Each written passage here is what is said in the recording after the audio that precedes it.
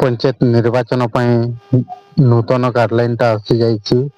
राज्य रे आगुआ हो पारे पंचायत निर्वाचन एने भाजपा राज्य सभापति मनमोहन सामल सूचना देते। जनगणना आगुआ पंचायत निर्वाचन संभावना रही। निर्धारित समयर 2 ରୁ 3 मास पूर्वर पंचायत निर्वाचन हो पारे।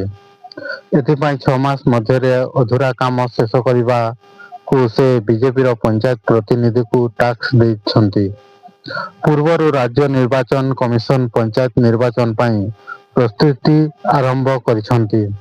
उत्तरांचल केन्द्रांचल परे दक्षिणांचल आरडीसी अधीन 8 जिलार जिलापाल को नहीं राज्य निर्वाचन कमिशन पार्क प्रस्तुति बैठक करिसंती।